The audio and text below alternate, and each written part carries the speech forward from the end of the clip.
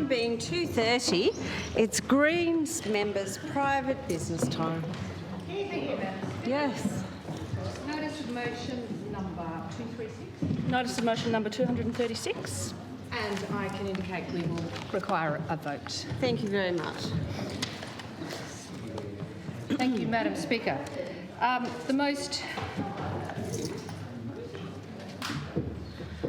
We call this private members' time debate on today about the matter of bushfire preparation, and all Tasmanians would be aware that the bushfire season has started. It started in Tasmania and it started early and ferociously across eastern Australian states. Before I go any further, we just need to reflect on the fact that Tasmanians are a part of the groups of people, men and women, who are fighting those fires on the mainland states in New South Wales and Queensland. And we would all be thinking of them and their families in Tasmania, and the role that they play protecting other people's communities and protecting other people's wild places, protecting other people's properties, their stock, their pets, and everything that they hold dear in their lives. So if it wasn't for the efforts of volunteer and paid firefighters, those communities would be in an even darker place than they are. And that's why we're here, Madam Speaker, because the next, obviously, most order of business for Tasmanians is to think about our own fire season, to think about the risks for us, for other communities, and to reflect on how well we individually and as a state are prepared for what is likely to come over the coming months. Fire, in some form or another, intense or not so intense, it will come, Madam Speaker. And that is the point that is being made again and again by seasoned firefighters, people like Greg Mullins, the former Commissioner of the New South Wales Fire Service, who has brought together a cadre of seasoned firefighters from around the country. 22 of them went and spoke to the Prime Minister, went and spoke to the media earlier this year after last summer's bushfires, calling on governments, but particularly the federal government, to pay attention to the reality of the climate heating that's happening and the way it's changing fire behaviour and the way that we need to respond in response to those changes. Monday was the first day in recorded history that the mainland continent of Australia didn't have a single drop of rain, and that is also something to reflect on. It's pretty incredible to think from the Northern Territory, from the wetlands in the Northern Territory, Western Australia, South Australia. Yes, they are dry. South Australia is a dry place, but the Northern Territory, Queensland, far north Queensland, the whole of New South Wales, the whole of Victoria, and the whole of the ACT, each one of those states and territories did not have a single drop of rain. And it was the first time in Sydney, only a few days ago, that a catastrophic fire risk condition was reported to people in the Sydney community. And there are four other major shires in New South Wales that still have catastrophic fire conditions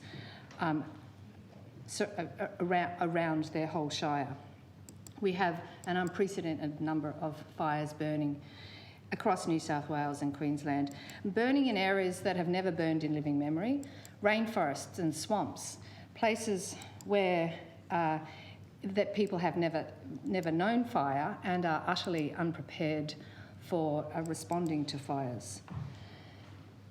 So we know that the fire and the fact that we are not in a so-called fire season yet in Australia is occurring because of climate heating.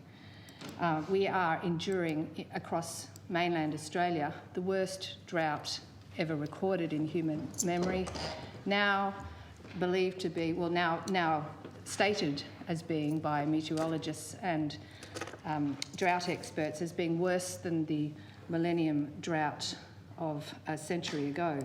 We've got higher temperatures, and the evaporation that is being driven by those higher temperatures is making bush and grasslands even drier than before. So what we know is that fires now start more easily, and they spread more quickly, and they are reported as spotting twice as far ahead as they have been. And we've seen in California stories from, I heard a fire expert from California speaking at UTAS talking about the unpredictability of fire travelling in directions it's never done, and spotting and throwing enormous balls of fire in ways that has never been seen before. Greg Mullins wrote a piece in the Sydney Morning Herald just 2 days ago, and he talks about the unprecedented fire behaviour and reflects on what unprecedented means in the context of fire and climate heating. And he says we have unprecedented dryness, reductions in long-term rainfall, low humidity, high temperatures, wind velocities, fire danger indices that are unprecedented, fire spread and ferocity unprecedented, and pyroconvective fires where firestorms make their own weather. And the early starts and late finishes to bushfire seasons are all being driven by the long-term warming of the climate. Well, more appropriately, we talk about the heating of the climate. Warming is too soft and benign a term for what is happening on the planet. And Madam Speaker, all of this is happening with just 1.1 degree of additional average global temperature. We are trying desperately to keep the planet to not having more than 1.5 degrees above the long-term average. And here we are at 1.1 degrees. And we know that the current trajectory of Australia, where every single year we have been increasing our carbon emissions, every single year federal politicians from the Labor and Liberal parties keep accepting donations from the coal and gas industry, keep voting against the sorts of climate mitigation and climate emission reduction strategies that we must take, not only to make our contribution to reducing emissions for the whole planet, but to protect our lives, to protect our properties, to protect our wilderness from the heating climate. We are contributing to that.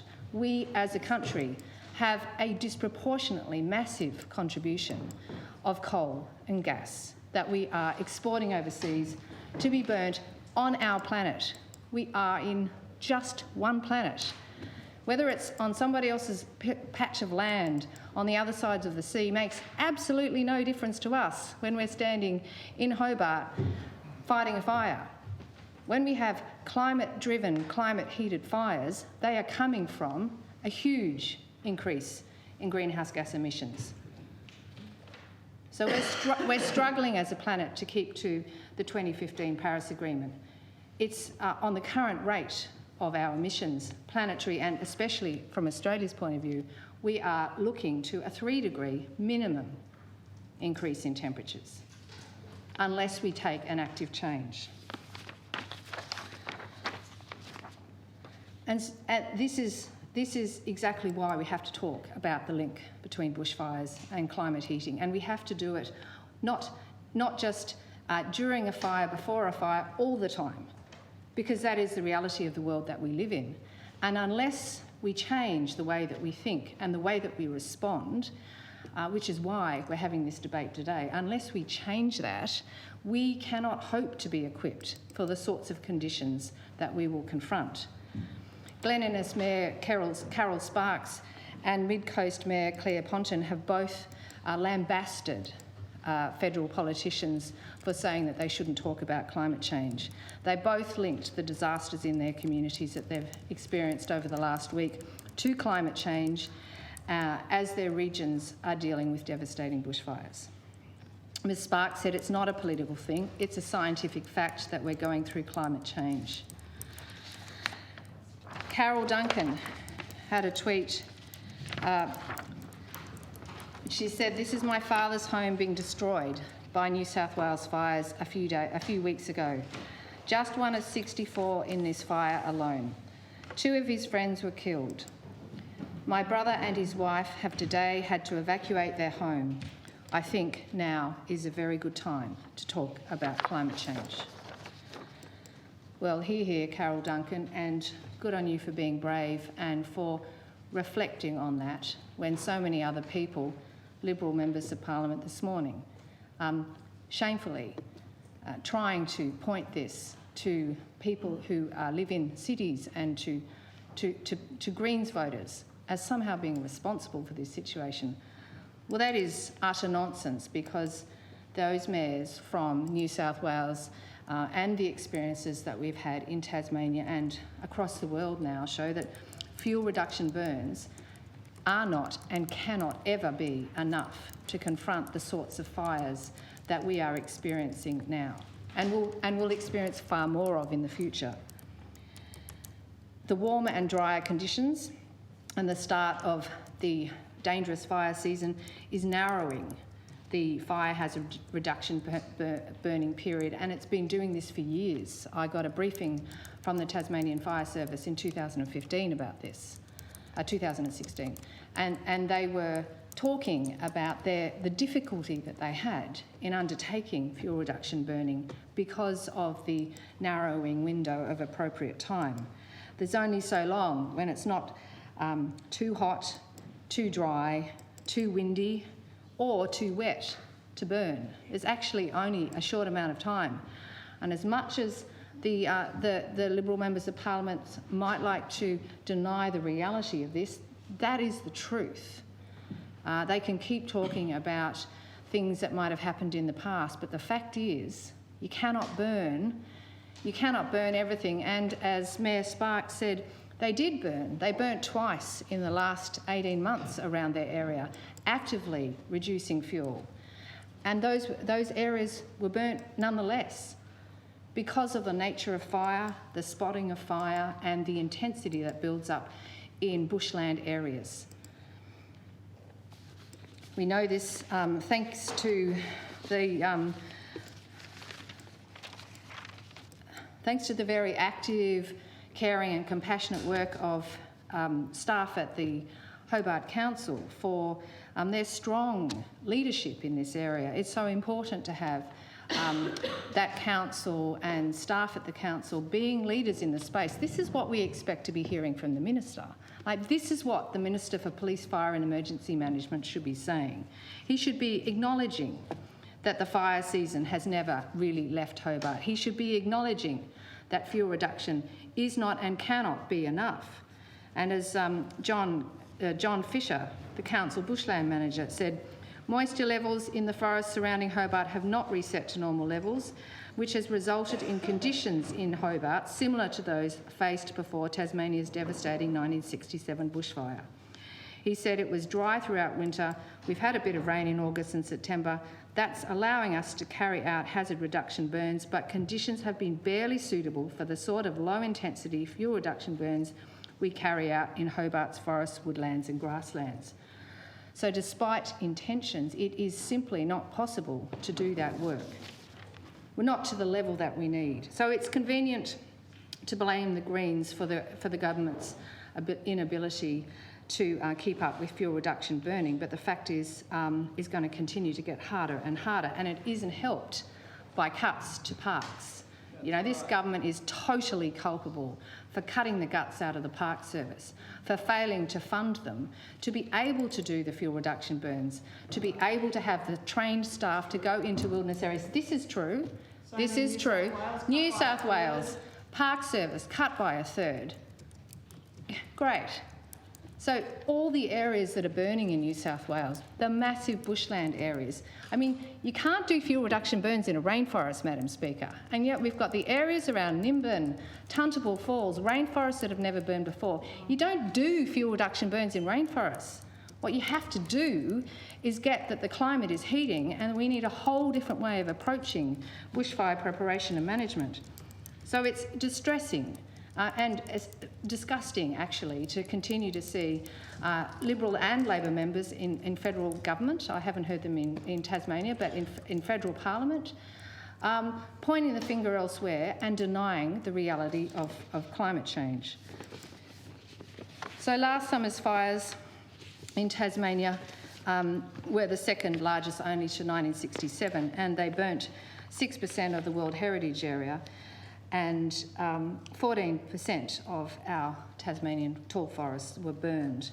And it was incredibly fortunate that communities in the Huon Valley and in the Central Highlands and in the Northwest were not more badly affected. It was the amazing work of TFS and Parks, paid and volunteer firefighters, and the incredible organisation that managed to prevent worse damage than could have been done. But the AFAC report that was undertaken after that delivered in June, made it very clear. Their findings were that the crews were not properly resourced and that they were without aircraft available to identify hotspots. That was one of the reasons that the fire got as big and went as far as it did, right, Madam Speaker. That is the truth. That was the finding. And so this government's failure to comprehend the relationship between bushlands, between the requirement for remote area firefighting, between the ability to have rapid attack in remote areas, the will to actually care about wilderness, not just for the intrinsic value of wilderness, but for the potential threat that fires that start in wilderness areas which are not properly responded to, not adequately responded to, the threat that has beyond those areas. That is the dinosaur, deeply concerning response that this minister has and the government has, is that continually we're hearing the Premier, the Minister, they're talking about their priorities being lives and property. Never mention wilderness. They don't mention wilderness. No. They just don't mention it. I mean, not only is that an appalling statement about their lack of understanding for the extraordinary values for wilderness areas that have been here since Gondwana land that we have that nowhere else on this planet has. Not only that, but their incompetence, their inability to recognise the threat that not appropriately responding in those areas could have, does have, has had on communities outside those areas is a scandal. So the minister's response was that he would only accept the 9 recommendations from the AFAC review in principle. Since then, we've been asking and asking and asking for what actual response he is going to make to those recommendations, what actual money he's put into it. We know that no money was put into the budget for this financial year to respond to the AFAC review recommendations, despite the fact they knew they were coming, despite the fact they knew that resourcing would have to change. This Liberal government put nothing into the budget. We have also had no response at all about which of the recommendations have been implemented and what the timeframes were. So we wrote to the Minister on the 31st of October, 2 weeks ago now, haven't had a response to our letter. We asked for detailed response to each of the recommendations, what particular reports had been initiated and how the government is responding in resources and in timing and in priority, preparing us for this coming summer. Nothing. Radio silence. Since then, we've been able to glean, the Minister is obviously feeling the pressure that 2 of the 9 recommendations have been completed. Apparently, we can only take their word for it. We've got no evidence, only their say-so. And given the Minister's track record, I don't trust anything he says until I see something on paper, because it's clear that he's not being honest with Tasmanians about what money's being spent, otherwise he would let us know. So 2 of the 9 recommendations have been done, 7 haven't. And of the 7, 3 of them, two more apparently are going to be done soon. Well, that's good because we're in the fire season. And another 4 of them have been pushed off into the never never. We'll do that later. Well, let's just come to some of those later ones.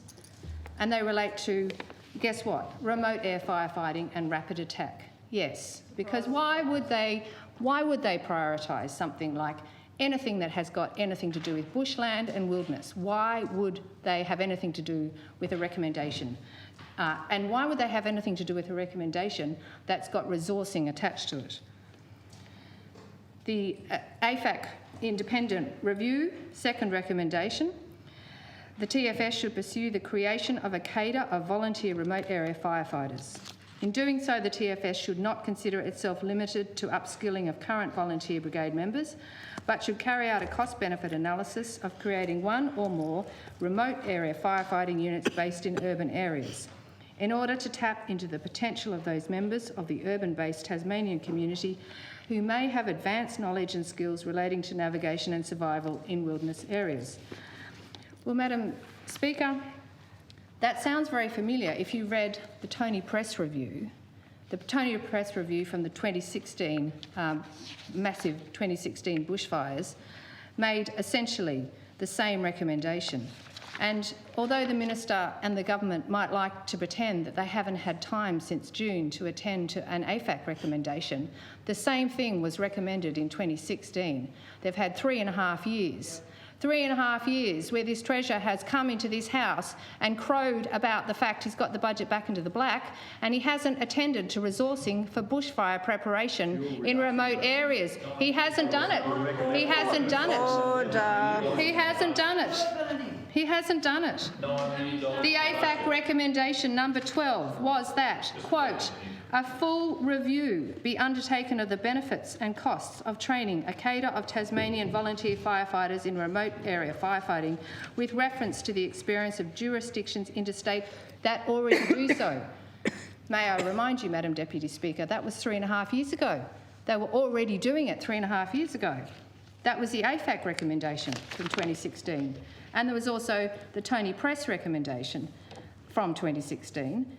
That was essentially the same, that it also look at the use of volunteers in supporting fire management activities, including the potential to use trained remote area volunteer fire crews. Well, Madam Speaker, this is something the Greens got contacted by so many good Tasmanians last summer while the bushfires were burning. So many people who said, we want to help, we want to volunteer, we are skilled, we are experienced bushwalkers, we are fit, we are active, we want to help. And there is no way under this Liberal government that they will resource the creation of volunteer remote area firefighters. They've had that recommendation from 2 reviews from 2016 and again from this year, 2019, they still have not investigated volunteer remote area firefighting. The recommendation from this year was harder than a review. It said that the government should create a cadre of volunteer remote area firefighters, because people, they say, in urban-based Tasmanian communities may have advanced knowledge and skills relating to navigation and survival in wilderness areas. What a missed resource. What a missed resource. Other states are doing this. Other states have those people with skills on the ground. We will never have enough skills and enough resources, but how can we not use what's sitting there? It's a disgrace. People who want to get involved. And this government repeatedly fails to put the resourcing aside. That's what's underneath it, Madam Speaker. What's underneath it is a failure to put the money in. Because the only conclusion I can come to is because they don't actually believe that climate change is happening. I think there's a deep level of climate heating denialism in government that is holding back any a change in the way that we do business, because it's business as usual for this minister, business as usual. And business as usual in a bumbling, incompetent, lack of totally opaque manner. Well, it's not good enough. You know, he has got time to turn this around. He can do something about it now. He can fully open up what is happening. He can be really honest instead of reading pre-prepared scripts in question time about how many people there are who are available in the south as remote area crew. Because he didn't reveal that bit of information this morning. He said, in December, 1st of December. Well, how many? I mean, for 3.5 years, this government was meant to be expanding remote area firefighters. Not only have they not done that, but now we find out that there's even less than there were last year because they haven't prioritised training them. They haven't prioritised making sure that they have the skills and ability that they need. And let's not forget, remote area firefighting is not an easy... It's not easy. Mr Shelton, through the chair. You know, these aren't people who work with water from fire tankers. Remote area firefighters have to clear the earth. They have to make breaks. They have to walk for kilometres from drop-off points. They have to work in steep terrain. They have to be transported by helicopter. And they have to be fit. This is a lot of work, and that's exactly why the government should have been getting on with it. That's why he should have been getting on with it. Other states are mobilising the army, Madam Speaker. Other states are mobilising the army. Excuse me. And we cannot even get this minister to mobilise his own staff to be fit and ready for business. Like, they are ready in their minds, they are ready in their will, but they're not being given the training and equipment that they need by this government. This government's not prioritising that. So, Madam Speaker, we will not be cowed from speaking the truth about the extreme situation that we're facing.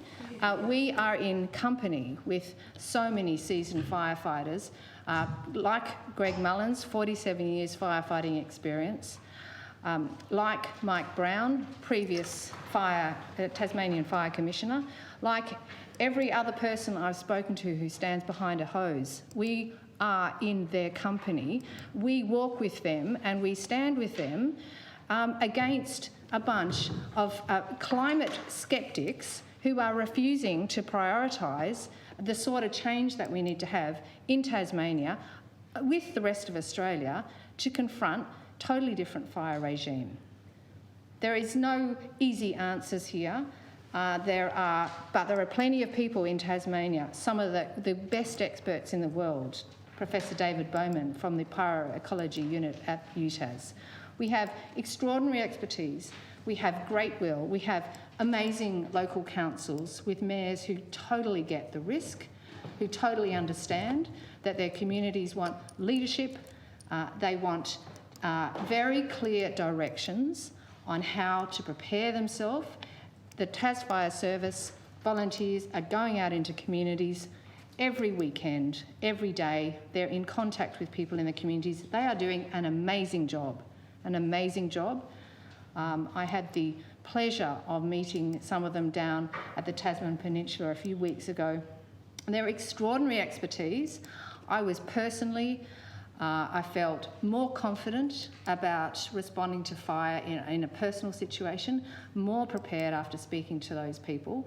And they live it, Madam Speaker, but they don't live in a state where their government is working with them and helping with them to do everything that can possibly be done to prepare ourselves as well as possible for the upcoming fire season, which we are in, and the ones in the future, which in all likelihood will be more extreme than the one that we're in now.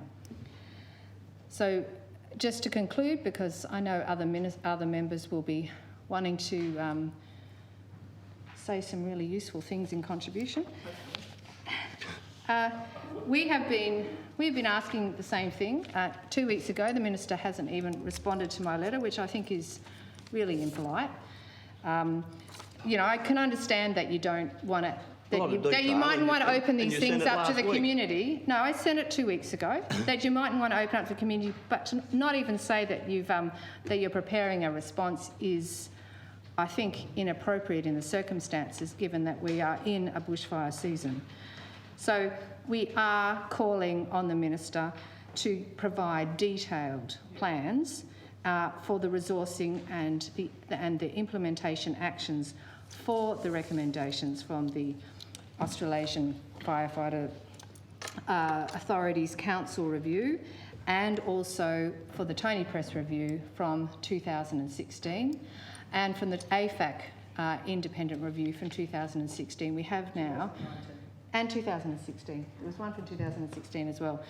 But essentially from 2019 AFAC and the 2016 Tony Press review, both of which have very substantial outstanding recommendations. Tasmanians need to know what is the time frame, not just into the longer term, as the Premier has said, but what is the time frame for acting on those recommendations. They were clear. We don't want to waste people's time doing independent reviews of these bushfire events without taking them seriously. So that's the job of the Minister, and I hope he lays before the House today the response to our questions, because Tasmanians are waiting to hear it. Thank you. I did see the Minister jump first.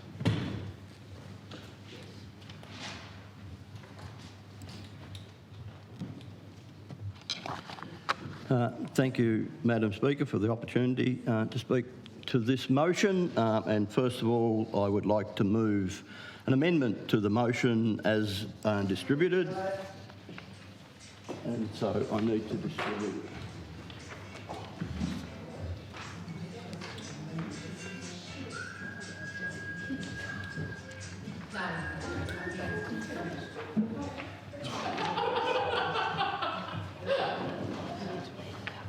Sorry? I need to read it out. Okay, and so the government's amendment is to leave out paragraph 2, 3, 4 and 5 and replace it with the paragraph 2. Confirms the strong support of the Tasmanian people for those affected by the fires and praise the efforts of Tasmanian firefighters in New South Wales and Queensland who are helping their mainland colleagues to defend life and property. 3. Again, recognise the government has accepted in principle the recommendations by the independent review conducted by AFAC after the last season's bushfires. And 4, note that no Green members of Parliament attended a briefing on the season's outlook and preparation as provided by the Chief Fire Officer for members of Parliament. And 5, acknowledge the advice provided to the House that the AFAC short-term recommendations 4 and 6 are completed and that the remaining short-term recommendations being 1, 5 and 8 will be completed by the end of November. Further, that medium and long-term recommendations of 2, 3, 7 and 9 are being progressed by the dedicated project manager in the Tasmanian Fire Service. In other words, she'll be right, mate. No change, no action. She'll be right, mate. 3.5 years you've had those recommendations. Madam Speaker, the issues raised by the member who just resumed a seat around Tasfire Service and particularly the volunteers, I'd just like to place on record, first of all, that there is no one in this place more connected to the volunteer firefighting service than myself. My father was the inaugural fire chief of the Bracknell Fire Brigade. My wife and I have both been members of the Bracknell Rural Fire Brigade, and of course my 2 sons are now involved in the Bracknell Rural Fire Brigade and a second officer and third officer. So the issues around the Tasmanian Fire Service and the Volunteer Brigade, I absolutely understand fully. Now, to the motion and the amendments. As the Prime Minister has said, there's a need to be an end to the there's a need to be to the end of the shouting. The Tasmanian Fire Service has said on numerous occasions that, I have also on numerous occasions, it is normal for there to be bushfires at this time of the year. Spring bushfires are normal in Tasmania. We do note the strong backlash nationally against the Greens for, first of all, making it so hard to reduce fuel reduction loads, and then preaching about politics while the fires are still burning. By a third, so they couldn't That is terrible behaviour, made all the more galling by its hypocrisy. The Greens have been calling out. Climate denier. Put your tinfoil hat on. The Greens have been called out by fireys on the ground and by farmers and by people in the country areas. That's a lie. No one is denying climate change as an issue, but now is not the time for the Greens' armchair critics to be playing politics. It is disgraceful. It is disgraceful. That's because the Greens are the definition of hypocrisy on fires and preparation. All right. They are the definition of hypocrisy on energy and climate change. Who wrote this crap for you? Even the leader of the Labor Party federally, Anthony Albanese, has said that now is not the appropriate time for politicking. Both of your parties take millions from we will fossil fuel always back our companies. magnificent firefighters over those opposite. You are arsonists. Over those opposite. Rather than seeking to politicise fires and scaremongering, Labor and the Greens should be joining with the government in supporting our fire agency experts and the work that they do. What, like the 22 this is another fire chiefs who dirty called political meeting with the stunt Prime Minister? while fires are burning interstate where lives have been lost, and I'm calling them out. Our focus will always be on protecting lives, communities and properties. It is just a little frustrating that in the context of climate change, rather than adapting, the Greens and their Labor partners spent decades locking up our natural wildfire forests, arguing against fuel reduction in our state, which is one of the most fire-prone in the world, arguing against sustainability. I ask the Minister to withdraw that last statement. He has just misled the House. The Greens have never had a policy not to support strategic fuel reduction burning. Never in our history. He is lying, and I ask you to ask him to withdraw it. Well, we don't like the word lying in this House, but I ask the Minister to be sure of his facts.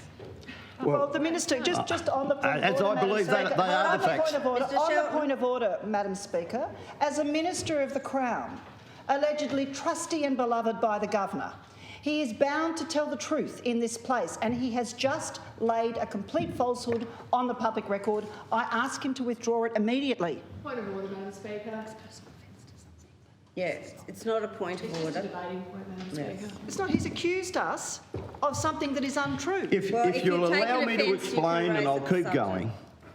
It's just a little frustrating that in the context of climate change, rather than adapting, the Greens and their Labor partners spent decades locking up our natural wildfire forests, arguing against fuel reduction in our state, which is one of the most fire-prone in the world, arguing against sustainable harvesting of timber and regrowth forest while gutting the forest management capacity. And then, of course, now they turn around when there are fires and they say, "We told you so." Well, we told you not to lock up every tree and bit of land in Tasmania. We told you not to shut down sustainable forestry. We told you not to shed jobs and trash years of forest management knowledge and skills. This is about you and We this told year's you. bushfire season. We told you that the fuel loads needed to be reduced and not added to. You were told by several scathing reviews that fuel loads needed to be reduced, and And what did Labor and the Greens do? Worse than nothing, they kept locking up land. And now you hypocritically accuse the majority Hodgson Liberal government of not acting and preparing. We'll send it to Greg Mullins, Well, we did act, Mike Brown, and we are all the continuing to firefighters in act Tasmania. and to prepare. It took this government to take climate change and fuel reduction seriously. We called for it in opposition, and we have implemented it in government. I know that makes you feel uncomfortable, that we were capable of, in opposition, of having a policy position while you seemed to really struggle with how to decide a position to stick to. It took this government to fund and implement our nation-leading fuel reduction program. It took this government to encourage private landowners to burn more, and it took this government to commit at the last election, an election I might add, which we were resoundingly re-elected with over 50.5% of the statewide primary vote, to developing the remote area firefighting after Labor and the Greens Labor and the Greens together did nothing. It is at least reassuring that you have both adopted our policy. But as we know, Labor, of course, couldn't even bother to prepare a budget. So we will not be lectured by you, who have done more to add to the risk of the impacts of climate change than any other party. And so, coal-loving fool. And no, the Greens didn't get to scoff. Your godfather of coal, Dr. Bob Brown, has a track record on promoting coal at the expense of renewables. You should be embarrassed. And even he can't deny that. You deny that. 1976. No, right, good. You don't deny Order. that. This is through the chair. The Greens were in cabinet This is a minister of the in the Crown. Labor Green government when the cabinet deferred a decision on considerably expanding the burning program over 5 years, coordinated over multi-agencies. Coordinated over multi-agencies. Miss O'Connor, one more squawk and you're out the door. Thank you, Madam Speaker. This was in 2011. Cabinet deferred a decision on the minute. That's on public record. It left Tasmania with no strategic fuel management plan. Madam Speaker, Yes. that is untrue. As a Minister of the Crown, Could I he just needs ask the to tell Minister to truth. sit down, please? The Thank Minister you. has just said Tasmania had no strategic fuel reduction regime in 2011. That is untrue. There was strategic fuel reduction happening all over the state, undertaken by a number of agencies across tenures. Right, thank you. Point of order. That's simply debating the minister. The member can not deal with that when she makes that contribution. Well, the speechwriter has written Okay, a so load it's of not embarrassing a garbage. point of order. So, and I'll read it again. It left Tasmania with no strategic fuel management plan. By not acting back then, Labor and the Greens allowed fuel load across Tasmania to increase. The trees and the understory did not stop growing. Labor and the Greens allowed that to happen. Labor and the Greens allowed the fuel load risk to increase. The Cabinet briefing prepared by SFMC, the State Fire Management Council, provided advice to Cabinet in March 2011, outlining a program by which a burning target of 5% of treatable fuel on public land could be achieved through a considerable expanded program over 5 years. Coordinated over multi-agencies, such an expanded program also required legislative amendments to enable the restructuring of the fire management area committees. Cabinet deferred a decision on the minute. Tasmania had no strategic fuel management to address recommendation 56 or other complex issues surrounding fuel management on private land tenure. We acted decisively upon coming to government, Madam Speaker. We implemented what is now recognised as a nation-leading fuel reduction program. This is the government that listens to the experts, unlike those opposite, and that's why we commissioned the AFAC review into last summer's bushfires. And you're doing nothing All the about recommendations of the AFAC review were accepted by the government in principle. Short-term recommendations 4 and 6 are completed. It is that simple, Madam Speaker. The remaining short-term recommendations, being 1, 5 and 8, will be completed by the end of November 2019. The medium and long-term recommendations, being 2, 3, 7 and 9, are just that, and the TFS has a dedicated project manager working on its delivery, or on their delivery. I began calling for an increase in fuel reduction burnings in 2010 when I first came to this place. The fact is those opposite never did enough when they were in government. They allowed the fuel loads to get dangerously out of control.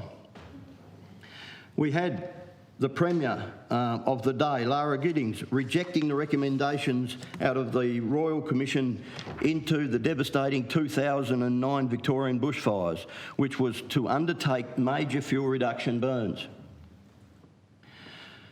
Then what happened, Madam Speaker? A horrendous 2013 fire season that saw a massive loss of property at Denali. The Greens, of course, were only interested in telling us that they were not to blame, Madam Speaker. What? In posts on social media during the height of the bushfire in January 2013.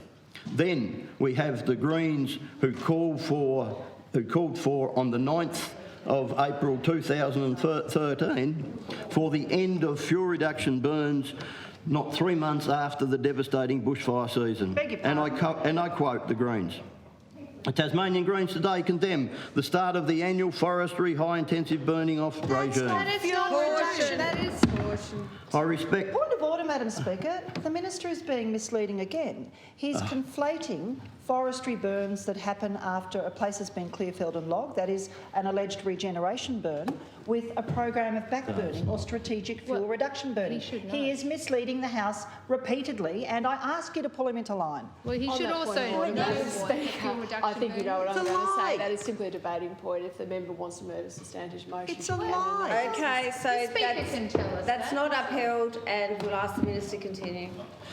Thank you much. Thank you very much, Madam Speaker. And of course, obviously, the Greens don't like it. The Greens have been... The Greens have been in this space ever since I've been here, in this place. And so I understand why the Greens don't like it, and they use point of orders to constantly interrupt people. Try to get you to tell the truth. Excuse me, Miss O'Connor, do not bite.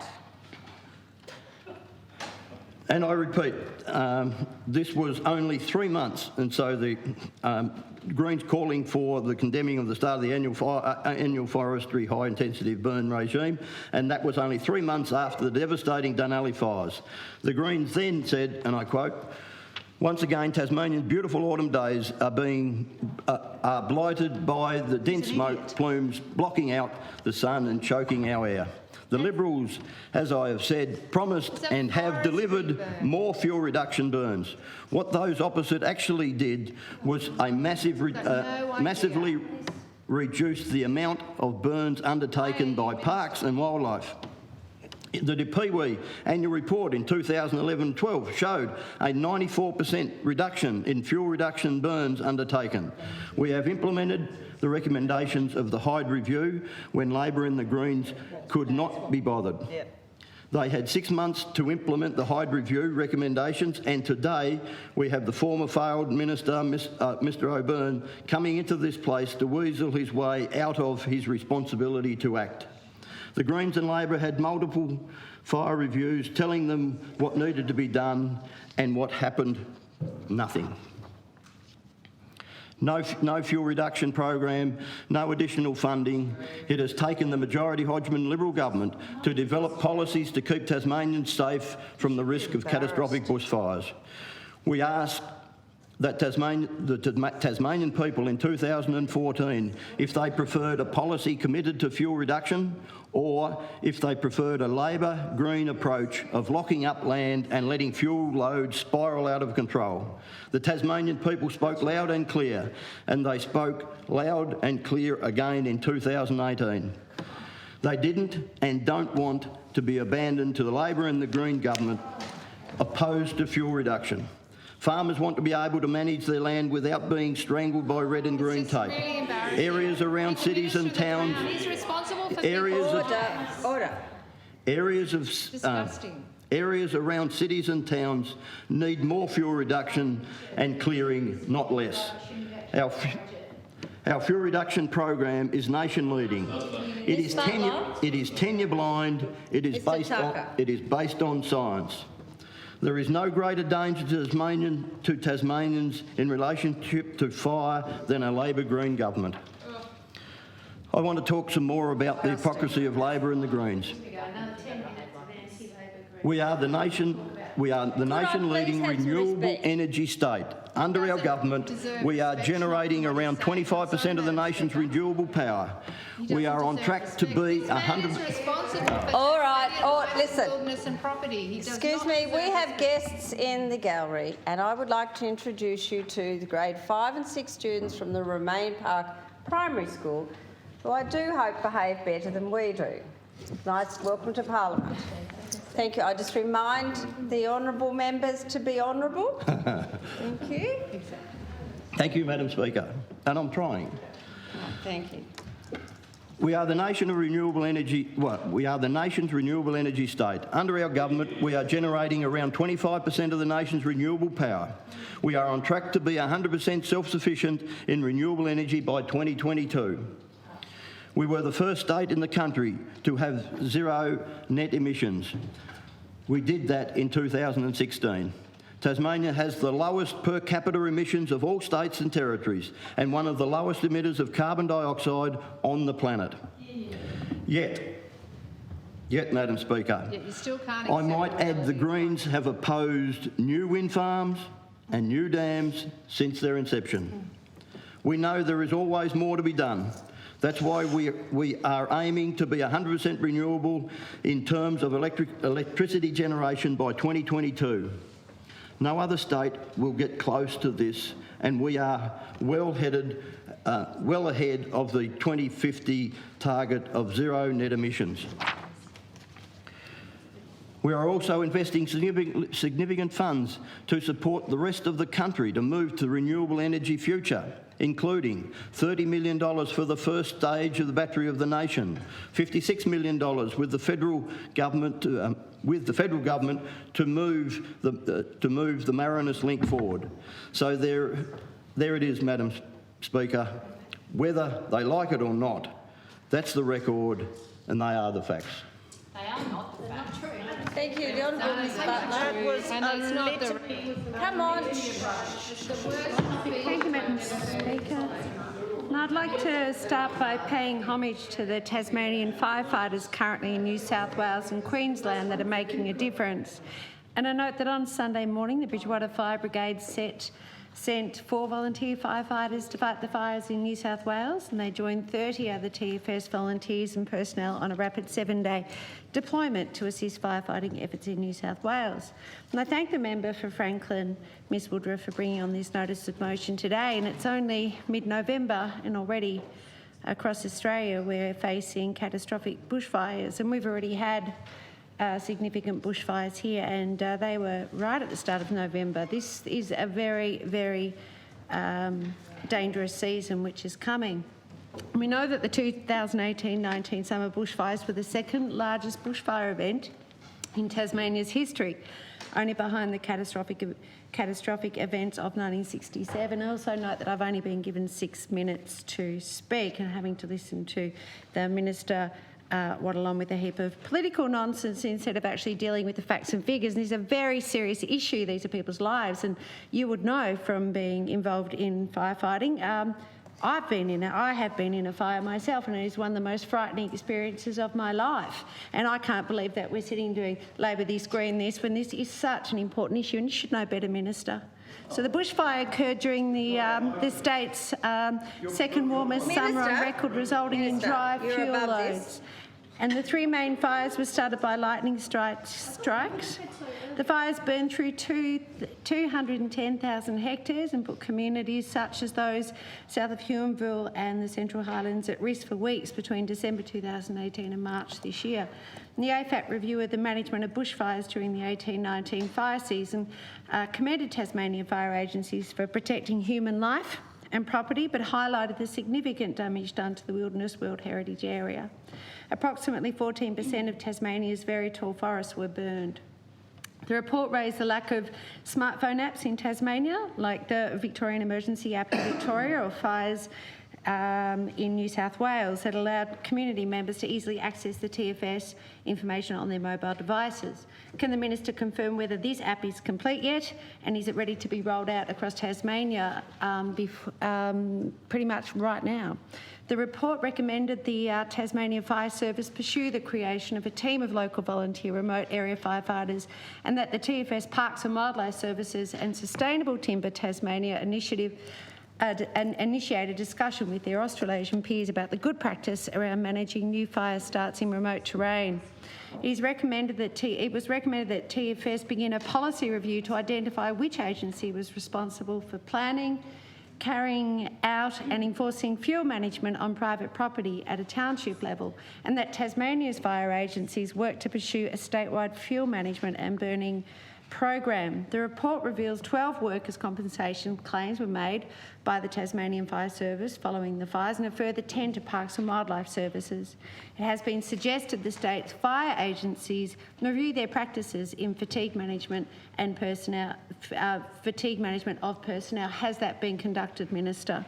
This needed to be done yesterday if it hasn't.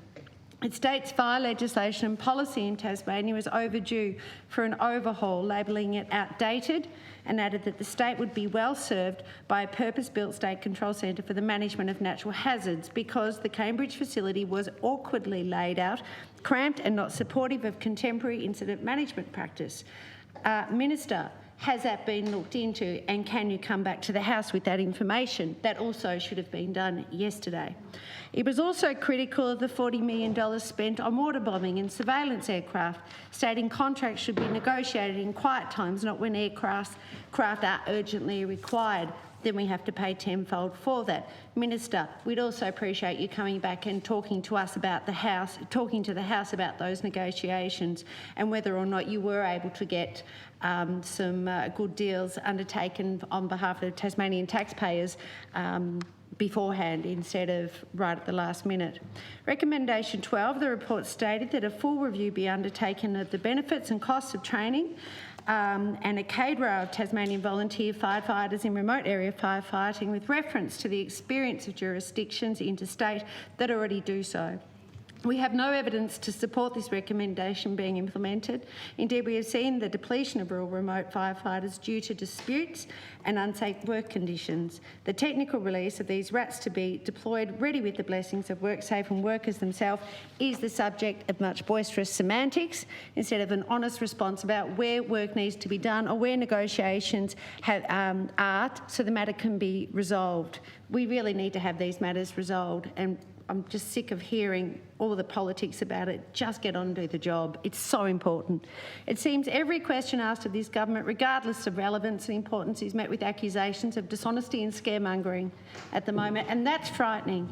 Like I said, I have been in a fire before. I have had a ceiling of a room collapse on me. Yes, I know what that feels like, and you can't muck around with this. You cannot muck around. Just stop the politics and get on and do your job. I've also consulted the AFAC Independent Operational Review, a review of the management of the Tasmanian fires of January 2016, and read all the submissions provided to both reviews. So not just the reviews, not just the executive reports. I've read all the submissions as well, because that's where you get the guts of it, that's where you get the truth of it. And I found some very compelling information. Inappropriate resourcing by the government, lack of adequate communication between various stakeholders, an ineffective top-down approach, and training inefficiencies. That's a constant theme, and that's 2016 and 2018-19. lack of consistency in operational approaches, inconsistent delivery of equipment, and not listening to experienced volunteer firefighters, especially landowners and farmers, on how to fight fires on land that families have managed for generations without problem. Recommendation 3, the Tasmanian Fire Agencies develop a multi-agency position to ensure that training for incident controllers includes training in how the transition from local incident control to divisional command is managed. The TFGA stated in their submission to the review of the management of the bushfires 18-19 fire season, the government-funded forest fire training for both the Tasmanian Fire Service... The time has expired. Thank you. The question is that the motion be agreed to. Those of that... Oh, sorry, I beg your pardon. The question is that the amendment be agreed to. Those of that opinion say aye. Aye. Those to the contrary, no. No. The noes have it. Divide. A division required. Ring the bells.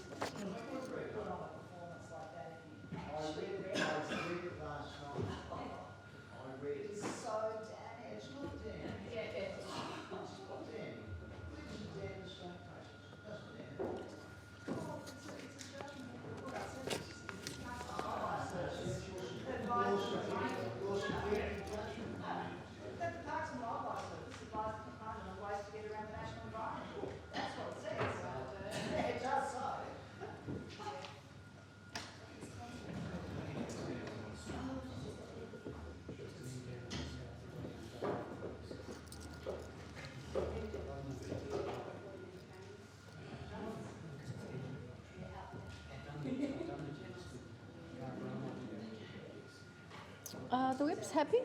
We're waiting on Mr. Rockcliffe.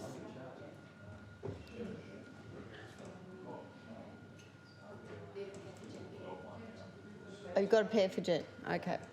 So the whips are happy. Okay, so stop the bells and lock the doors.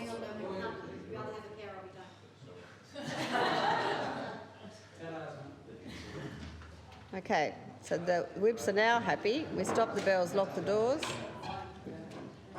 The question is that the amendment be agreed to. The House will divide. The ayes will pass to the right of the chairs and the noes to the left.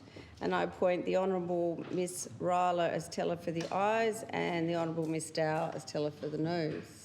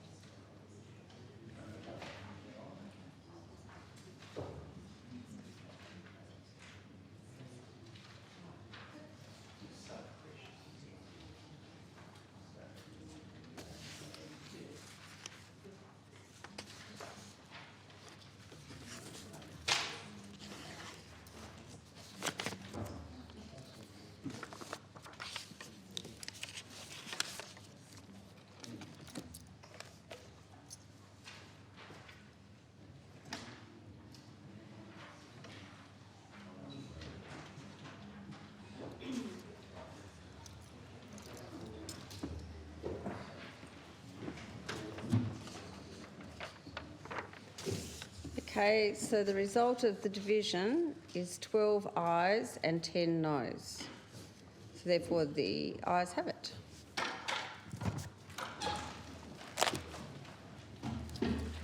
The time being... beg your pardon, yes, the question that's amended be agreed to. Those of that opinion say aye. Aye. Those to the contrary, no. No. The no sound louder, but the ayes have it. Divide. The division is required. Ring the bells. Are the whips happy? Yes. Stop the bells. Lock the doors.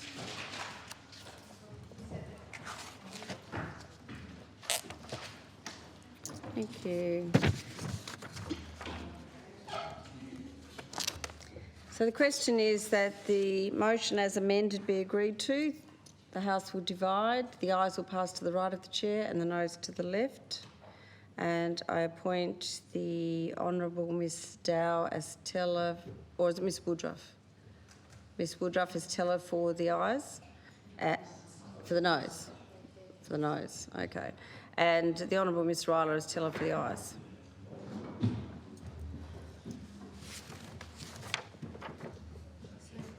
Okay.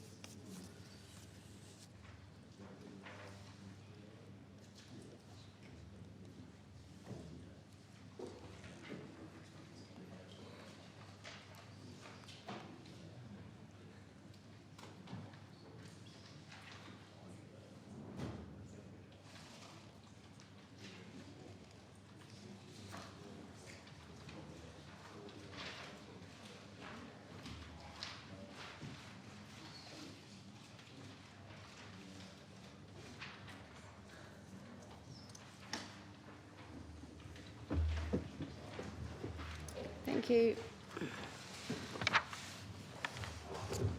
Thank you. So the result of the division is 12 ayes, 10 noes. Therefore, the ayes have it.